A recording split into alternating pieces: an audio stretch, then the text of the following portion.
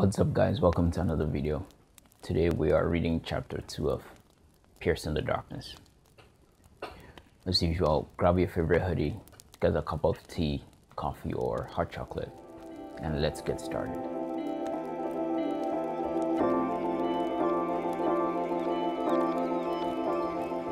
Officer Ben Cole pulled the squad car into the lot behind the precinct and sat behind the wheel for a moment after the engine was still. It had been a long day and he was tired. Bacon's Corner didn't have that much heavy action, but today was a little more trying. The trucker he'd stopped for speeding was twice his size and didn't like being one-upped by such a young officer, much less one who was black. Bill Schultz still hadn't contained that dog of his, and now someone else had been bitten. He'd caught that Krantz boy with some pot again, and his parents still wouldn't believe it. That was the rub with police work. You always had to see the bad side of people when they were angry, defensive, self-righteous, drunk, drugged. Oh, let it go, Ben. The day is over. There are some good people in the world, really. You just need to get home, have some supper, see Bev. Yeah, that will make it all right. He got out of the car. He was going to write up some quick reports and get home. So, now whose cars are these? Two strange cars were sitting in the reserved parking spaces. And wasn't that Tom Harris' little station wagon? The office was closed by now. It was too late for visitors. He'd better check it out once he got inside. He went inside the back door and started down the long hallway that connected the rear offices and cell block to the front office area. Oh, brother, now who's Mulligan hollering at? He could hear Sergeant Mulligan's voice from clear down the hall, booming through the open door of his office. So, alright, you don't have to tell me anything. Go ahead and lie. You guys always lie, and I'll be happy to listen to that so that I can use it against you. Sir, I'm not lying. Ben stopped at the hall to listen. That other voice sounded familiar. So let's have the truth, huh? Said Mulligan. You've been having yourself a real party with those little kids, haven't you? Sir, again, there's nothing wrong going on at the school or at my home or anywhere. This whole thing is a terrible mistake. Yeah, that was Tom Harris's car out there, and this was Tom getting out-talked by the sergeant. Ben had to look. The conversation was sounding worse all the time. Lord, please don't let it be what it sounds like. I was just feeling better thinking about the good people in the world. He went down the bare hallway to Mulligan's door and stuck his head in. I'm back, Harold. No big deal, I'm just reporting in. Nice and businesslike, just finding out what's going on. Ben stood there frozen, looking at the shaking, upset man sitting across the dented green metal desk from Big Sergeant Mulligan. Mulligan was in his overweight, ugly glory and really enjoying this. He always got his kicks from all the wrong things. Hey, Cole, look what I caught today. Another Christian. I'll bet you two know each other. Ben looked confused. Hey, Tom, what gives? Child abuse, interrupted Mulligan, proud of the fact, proud of his catch. Got a real case brewing here. Then you know far more about this than I do, said Tom. He looked up at Ben with tear-reddened eyes. The sergeant here just stood there while some welfare lady came and took away Ruth and Josiah. Just dragged them from the house, and Tom's voice rose in fear and anger. I want to know where they are. Mulligan remained as hard as nails and sneered at Ben. Wait till you hear what this creep's been doing with those kids at the Christian school. Tom rose from his seat. I haven't been doing anything. Can't you get that straight? You, sit down, buddy. Mulligan easily outweighed Tom and made every effort to show it. Ben's heart twisted in his chest. The Christian school? Bacon's Corner only had one, the Good Shepherd Academy, a little 1st through 6th grade ministry run by. I'd say your church is in big trouble, Mulligan told Ben. Ben looked down at Tom Harris, one of the gentlest, most godly men he'd ever met. Tom was in his 30s, with dark curly hair and a young face. Ben knew the guy was more than just honest. He was downright vulnerable. No way, man. Tom Harris didn't do anything. Tom, Ben said gently, are you aware of your rights? He's not under arrest, Mulligan snapped. He came here himself. And I'm not leaving until I get some cooperation, said Tom. Hey, don't come after me, said Mulligan. The state people have to check this all out. So let's call them, said Ben. You get out of this, Cole. You two are friends and everybody knows it. You're not coming anywhere near this case. Tom demanded in slow, enunciated words. "I want to see my children." "You're talking to the wrong man." Tom pointed his finger. "You were right there. You abused your authority and let this Bledsoe woman march into my house like some kind of Gestapo raid. She terrorized my children and invaded my privacy under your nose." Mulligan remained straight and tall in his chair and said firmly and simply, "You watch it, Harris. Miss Bledsoe had a bona fide court order to pick up your kids in response to a complaint filed against you." Tom was flabbergasted. "What complaint?" "I don't know. Ask Bledsoe. That's her department." "Then you must know how to contact her." "I'll find out," said Ben. "Isn't your shift over?" Mulligan roared. "Yes, sir." "Then get out of here." Ben had to obey. He told Tom, "Give me a call," and turned to leave. Just then the police radio came to life. The sound of it always froze in time in the station as everyone stopped to hear the message. Bacon's Corner, Bacon's Corner. Possible DOA at Fred Potter Farm, 12947, 197th Southwest. 8 crew is en route. Mulligan jumped from his chair, making it rumble backward and smack against the wall. "Where's Leonard? Is he here yet?" Then the phone rang. "Nuts. When it rains, it pours. Get that." Ben hurried to the front desk. A man and a woman were sitting in the reception area. Ben recognized the man, John Ziegler, reporter for the Hampton County Star. He worked the local police beat and hung around the station a lot. The lady was obviously a photographer. Ziegler had a notepad handy and was apparently scribbling down everything he heard. The phone rang again. Ben kept staring at the news hounds while he grabbed the phone. "Police department." The voice on the other end was frantic. "Slow down, ma'am, please. I can't understand you." It was Cecilia Potter. She'd already called 911. Now she wanted to make sure the police were coming. Ben knew where the farm was. "We just got the call on the radio. We'll be right there." So much for going home. The back door opened. "Here's Leonard now," Ben reported. Officer Leonard Jackson was reporting in for the night shift. He was a calm, thin, easy-paced sort of guy in his 40s, almost a permanent fixture around the place. Mulligan nearly ran over him, bursting out of his office. "Let's move it, Leonard. There's a suicide down at the Potter place." The Potter place? Leonard had trouble imagining either of the Potters doing such a thing. Ben was quite unsettled about an additional matter. What about John Ziegler out there? Mulligan looked at the reporters and started cursing, looking this way and that. "Harris, get out of here." Tom stepped out of the office, trying to be cooperative. Mulligan shoved him forward toward the front office. "Have a seat with those nice people. They want to talk to you. Leonard will take your squad car." Tom looked at Ben for help. "They were at my house today when that lady took the kids. They took pictures of it." Ben could feel his temper rising. "Tom, you don't have to say anything to them. Just go right on by them and go home." Mulligan must have seen something he didn't like. "Cole, you're coming too." Leonard was ready to roll. Mulligan grabbed his hat and jacket. The reporters were on their feet and coming towards Tom. Ben asked, "Is Tom free to leave?" Mulligan rolled his eyes at such a question. "Cole, he came in here on his own 2 feet. He can go out the same way. Hear that, Harris?" Ben said quietly, "Tom, just get out of here. You don't have to talk to anyone." Mulligan growled at him. "Are you about ready, Cole? Come on, let's move."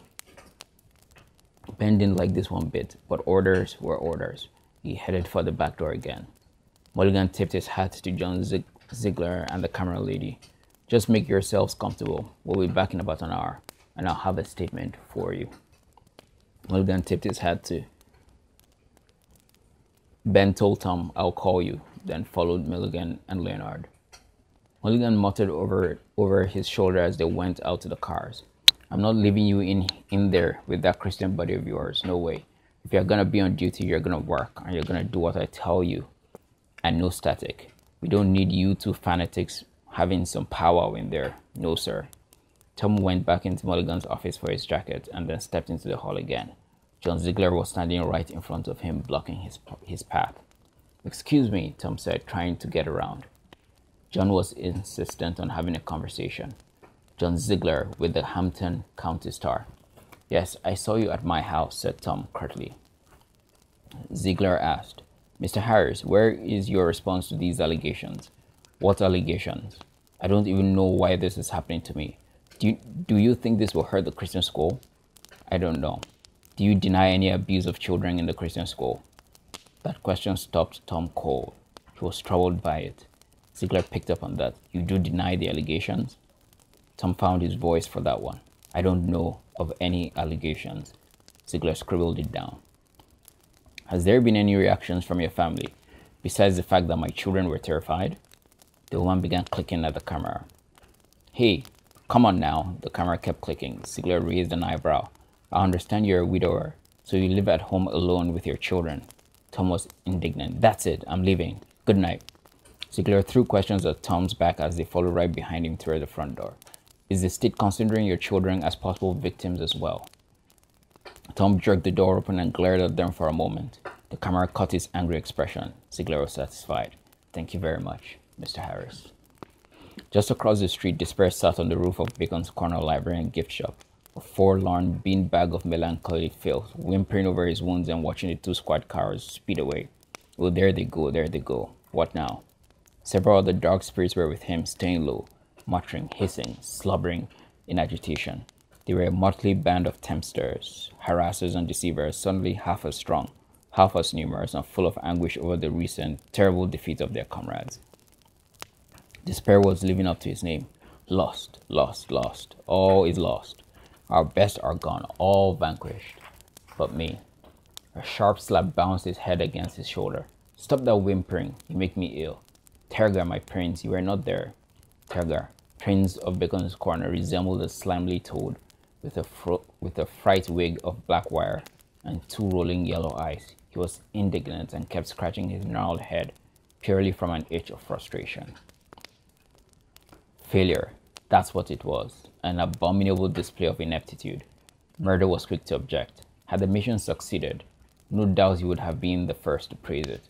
It did not, and I do not. Deception tried to objectively assess the debacle. Our forces were strong, and I'm sure they fought valiantly.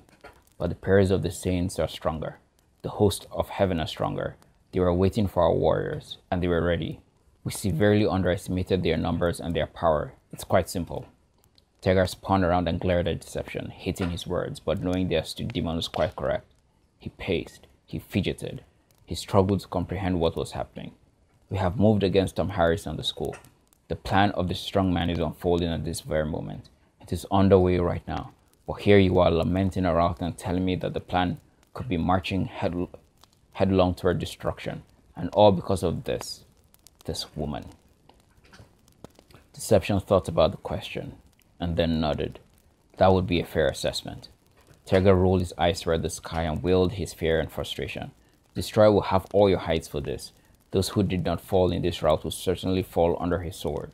He counted the demons around him and came up shorter than he wanted. Where is hatred? Gone, they all answered. One of the first to fall. Violence, in chains in the abyss, I imagine, said Deception. Greed, lust, rape, he only got 4 long stares. He looked just over the town and his head just kept twitching from side to side.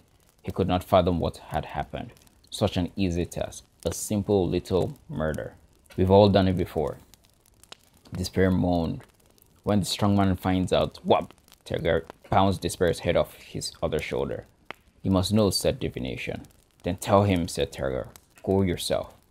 Divination fell silent, hoping some other demon would speak up. Tergar snatched a fistful of Despair's baggy hide and held him up like a trophy.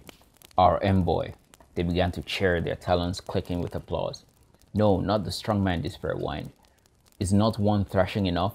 Go now, said Tergar, or the strong man's will be your third today. Despair fluttered crazily into the air, one wing still battered and bent. Go, said Tergar, and be quick about it. Despair hurried away, whining and wailing as he went. And when you're through with that, go back to the woman and continue your duty as you should. Some snickers caused Tergar to spin around. A few small spirits cowered, looking up at him. They'd been caught. Ah, said Tergar, as they could see the slime on the roof of his mouth. Fear, death, and insanity, 3 of the woman's favorite pets. You look rather idle at the moment. The 3 demons looked at each other stupidly. Back to your posts. Follow the woman. They fluttered into the air like frightened pigeons, clawing after at altitude. Tergar wasn't satisfied. He slapped several more demons with his wings. You two, all of you, find her, torture her, Terrorize her. Do you want Destroyer to think you are the worthless lumps you are? Correct your blunder. Destroy her. The air was filled with roaring, fluttering wings. Terror covered his head to keep from getting clouted with a wild wingtip. In only moments they were gone. Terror looked down the street, down the road. That would take the squad cars to Potter's farm. Our sergeant isn't going to find what he expected.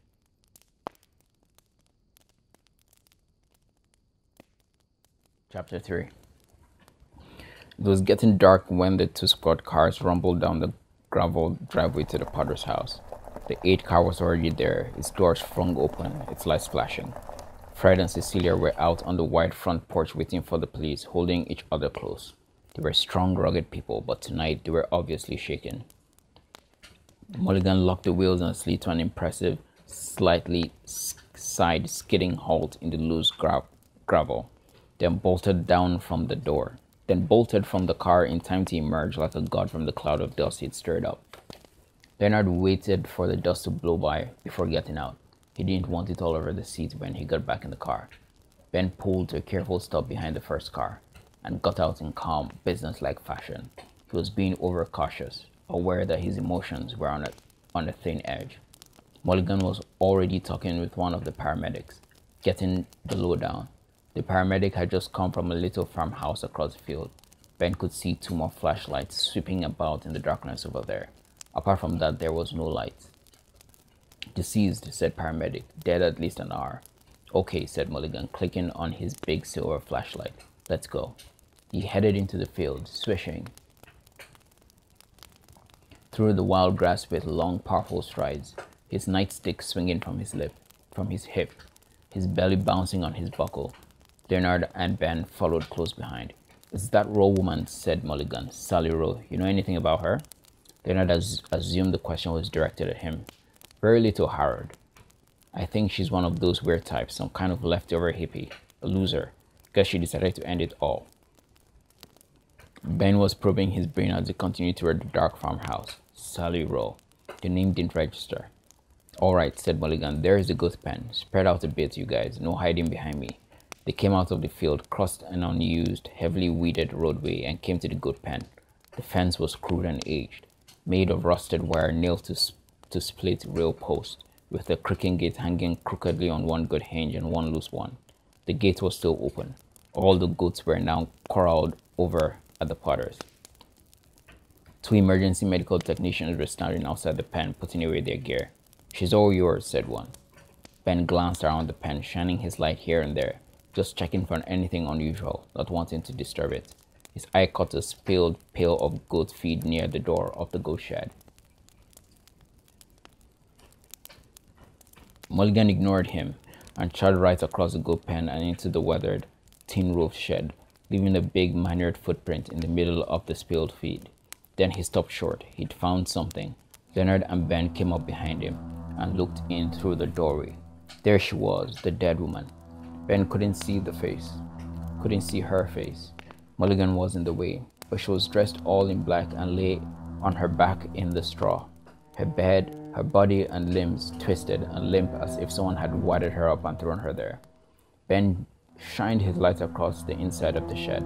The beam fell on a plaid shirt next to the body. Apparently, Mulligan hadn't seen it.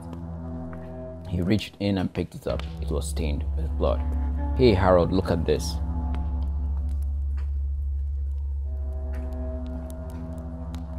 Mulligan spun around as if rudely surprised. Cole, get back to the Potters and get a statement from them. Yes, sir, but take a look at this. Mulligan didn't take it. He grabbed it. Go on, get over there. We can handle things at this end. Leonard was shining his light at the woman's face, and Ben caught his first glimpse of it. She was young and beautiful, but dead. Violently dead. The expression on the face was blank, the eyes dry and staring, the shoulder-length black hair, a tangled shadow upon the straw. Ben didn't know he was staring until Mulligan hollered at him. Cole, have you seen enough? Get moving. Ben got out of there and hurried back across the field to the Potter's house. His mind was racing. This was going to be a bigger case than they thought. The appearance of that body, the bloodied shirt, the spilled feed, the obvious violence. There was no suicide. The 8 crew drove away in the 8 car their work completed. Ben put on a calm demeanor as he went up the porch steps. The Potters heard him coming and immediately came to the door. "Hi, I'm Officer Ben Cole." Ben extended his hand and Fred took it. Fred stared at Ben just a little. "Have we met before?" "No, sir. I'm new in Bacon's Corner. I've been here about 4 years. 4 months." "Oh, well, welcome to the neighborhood. Things aren't usually this exciting around here." "Of course, sir. With your permission, I'd like to get a statement." Cecilia opened the door. "Please come in." "Ben, was it?" "Yes, ma'am, thank you." Fred and Cecilia took their place on the couch and offered Ben a chair facing them. He took out his notepad. "How are you doing?" he asked. "Oh, fair," said Fred. Cecilia just shook her head. Poor Sally. Tears returned to her eyes. "This is just awful. It's terrifying." Ben spoke gently. "I understand it was you who first found her." She nodded. "Did you touch her or move her in any way?" Cecilia was repelled by the very thought. "No, I didn't go near her. I didn't even look at her face." "About what time was this?" "About 6. Ben jotted those items down.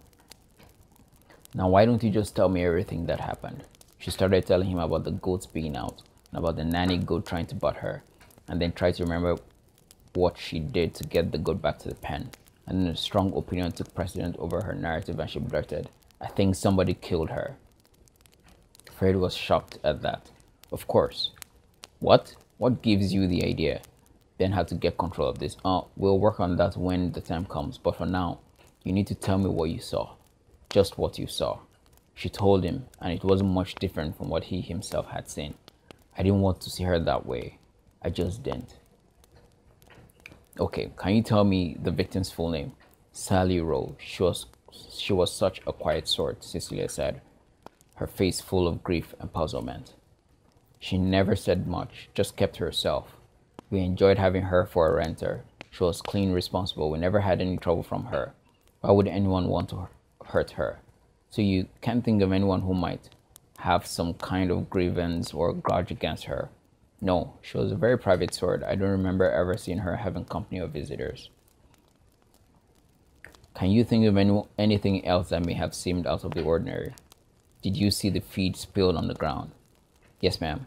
Someone may have jumped out and grabbed her." Anything else?" "I saw a long piece of rope in her hand. Maybe it was to tie the goats. I don't know." Ben noted it. There were loud footsteps on the porch. It was Sergeant Mulligan. He let himself in and removed his hat. "Well, folks, it's been quite an evening. We've seen a real tragedy here. Got their statement, Cole?" Ben rose and looked over his notes. "Just what Mrs. Potter saw initially, I suppose." Mulligan took the notes from Ben's hands and looked over them. Ben finished his thought. "I suppose once we check the house and comb the area, we'll have more to go on." Mulligan didn't seem to hear him. Okay, I'll get this typed into the report." He pocketed Ben's notes and told the Potters. "Guess she hung herself from the rafters of the shed. Who knows why?" "Hung herself?" said Cecilia in surprise. "How about any suicide notes? Did you find anything like that around?" Cecilia was still taken aback. No, well, we'll be checking the scene over tonight and maybe we'll find something." He headed out the door again. "Cole, go ahead and call it a day. Leonard and I will check the area over and wait for the coroner." "You say it was suicide?" Ben asked, following him out the door. "Cut and dried," said Mulligan. "Well, maybe." Mulligan got impatient with that kind of response. "What do you mean, maybe?" "Well, you saw what it looked like in there." "Yeah, I saw it all, and you didn't." "Well, Miss Potter did. The body wasn't hanging when she found it. It was lying in the straw, just like when we first saw it." Mulligan turned back toward the renter. "Go on home, Cole. Don't worry about the things that aren't your responsibility." Mulligan headed across the field, cutting the conversation short. Ben went back to his car and sat in it with the door open, flipping through his notepad. He clicked his pen and started scribbling some notes to himself, things he wanted to remember. Plaid shirt with blood, position of body suggests violence, spilled feed, rope in hand not around neck, victim not hung. Just outside Claytonville, Sally turned off the highway onto an obscure, overgrown, and rotted road that meandered deep into the forest, winding around trees and stumps, passing under low limbs, dipping into black mud holes and making the old pickup buck and rock with every new pothole, rut, bump, and turn. This road, or maybe it was a trail, had probably been used by surveyors and developers.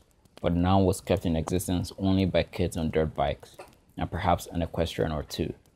Maybe somewhere back in here she could find a good spot to abandon the truck. She finally found what looked like a turnaround or dead end, a short section of once cleared area that dirt bikers hadn't found yet. Quickly being reclaimed by the thick brush, she cranked the wheel hard and let the pickup push its way forward, plowing through the brush and flattening the weeds and roads in front of the headlights. Far enough. She turned off the lights and shut down the engine, and then she sat there, her elbows on the wheel and her head in her hands. She had to hold still for just a minute. She had to think, to assess the situation, to sort out thought from feeling. She didn't move for a minute, and then another, and then another. The only sound was her own breathing. She was conscious of every breath, and the steadily slowing tink, tink, tink of the engine cooling. It occurred to her how still it was out there in those woods, and how dark it was, and especially how lonely it was. She was alone in the darkness, and no one knew. How poetic, she thought. How appropriate. But to the business at hand, how about it, Sally? Do you keep going or do you give up? You can always call them or send them a letter and just let them know where you are so they can come and finish the job. At least then it'll be all over and you won't have to wait so long to die. She drew a long, tired breath and leaned from the steering wheel. Such thoughts, Sally, such thoughts. No, she finally admitted to herself. No, I want to live. I don't know why, but I do. I don't know how much longer, but I will. And that's all I know for now. That's all I know. But I wish I knew more. I wish I knew how they found me and why they want to kill me. She clicked on the dome light. It would only be for a second, and reached into her jacket pocket for a small object. It was a ring, ornate, probably pure gold. She took a close and careful look at it, turning it over in her fingers, trying to make out the strange design on his face. It made no sense to her, try as she might to understand what it could mean. For now, she only knew one thing for sure about this ring. She'd seen it before, and the memories were her worst. She clicked off the dome light. Enough sitting. She put the ring back in her pocket, took the keys from the ignition and opened the door. In this deep surrounding quiet, the dry, dirty hinges seemed to scream instead of groan. The sound frightened her. The dome light came on again, but then winked out as she closed the door as quietly as possible, which still amounted to a pretty loud slam.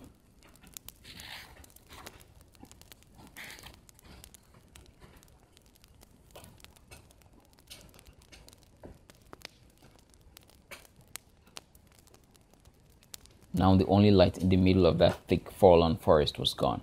She could hardly see, but she was determined to get out of these woods even if she had to feel her way out. She had to get moving, get someplace safe.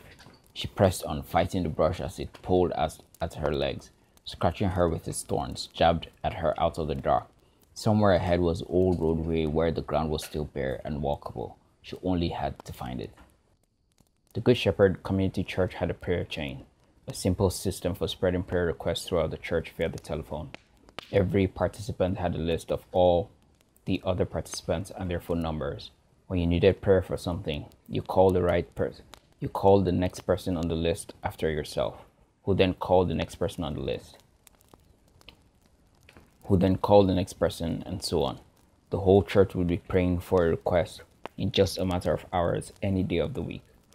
Tom's request for prayer set the lines buzzing with the news about Ruth and Josiah, and with each phone call, more saints started praying. At the top of the list was Donna Hemphile, a supervisor at the Bergen Door Company. Next on the list was the Warren family, then the Jessops, followed by Lester Sutter and his wife Dolly, then the Farmers, then the Ryans, then the widow Alice Buckmeyer, then the elders on the church board, Jack Parmenter and his son Doug, Bob Healy, and Vic Savan. On down the list it went until all the numbers were called. Then started a flurry of prayer, of course, but also a flurry of phone calls back to Tom to find out more. To his great sorrow, he had nothing more he could tell them, and to his frustration, a lot of the information being passed through the chain was wrong. He tried to call the Child Protection Department, but they were closed. He tried to find Erin Bledsoe's home phone number. It was unlisted. He tried the office of the state ombudsman. The lady there told him to call the CPD or try the Department of Social and Health Services. He called the DSHS and they told him to contact the CPD in the morning. They had no number for Aaron Bledsoe, but weren't free to give out numbers anyway. Pastor Mark Howard and his wife Kathy were out of town, but will be back sometime tomorrow. Ben Cole made good on his promise and called, but by now there was nothing that could be done until morning. After one last call to a state representative who didn't answer, Tom dropped the receiver into his cradle and hid his face in his hands. He had to stop, to breathe, to calm himself. It couldn't be as horrible as it seemed. Somehow, sometime, somewhere, he had to find Ruth and Josiah. It just couldn't be this difficult. The silence, the emptiness of his little house was so odd, almost haunting.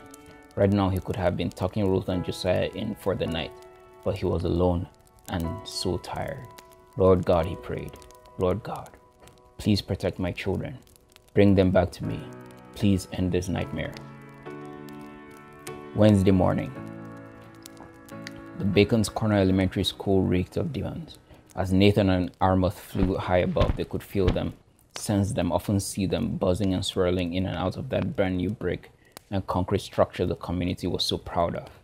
The playground was full of kids, about 200, running, playing, and squealing before the first bell signaled the start of classes.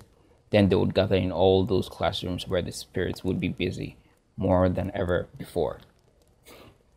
The two warriors passed over the school, continued on for another mile, then banked sharply and side-slipped toward the earth, dropping like stones, twisting slowly about until they were facing the way they had come.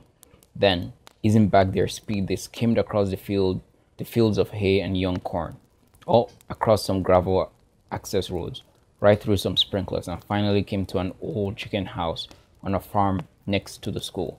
Their wings snapped like parachutes, and they went through the old clapboard walls of the chicken house feet first. Inside, a cackling chorus of 800 leghorns carried on, pecking at feed, rolling out eggs, oblivious to their presence. They hurried toward one end of the longhouse, moving through floating white feathers, fine brown dust, and chickens everywhere. Tal stood at the window, looking toward the school. Armouth quipped, "One might ask why you chose this place." "For the views," said Tal. Then he looked toward the school again. "They have quite a project going over there, well established. The saints are buzzing with the news about Tom's children. They are praying," said Nathan. "And the Lord is responding. So we're well covered so far. But the real attack is still coming this morning. Place a guard around Tom. It's going to be hard enough for him. I don't want any extra harassments against him while he's down. Done. Where is Sally now? She made it to Claytonville, and she has a motel room. Shimon and Sion are watching, but Tergar's spirits are tormenting her, hoping to regain Destroyer's favor." Tal bristled at that. "What spirits?" Armouth had a mental list. Fear, death, insanity. They and others are tormenting her tonight, and they followed her today as well, trying to break her spirit. "What about despair?" Tergar sent him to inform the strongman. Tal was amused. How bold of him. He looked toward the school again. "I want Signa and Mota to clear a path into that school. Do some screening, some diversions. We'll need to get in and out of there without the whole demonic network finding out about it. As for Kree and Sai, they'll need to do the same thing at Omega, which means they'll need twice the warriors just to get Sally in and out of there with her life." Armouth drew a deep, long breath. "A touchy business, Captain. And getting touchier with each move we make. What about the room at the Shredder Motor Inn in Fairwood?" Nathan reported. "We have warriors there now, keeping it open. And the old hiding place for the ring is still intact." Tal took a moment to think. "So, those fronts are covered. Now all we can do is play the game, one careful move at a time." He smiled with amusement. "So I suppose the strong man should be hearing from Despair any moment now. And who is stationed there?" "Gulio." Nathan and Armouth nodded. That was no surprise.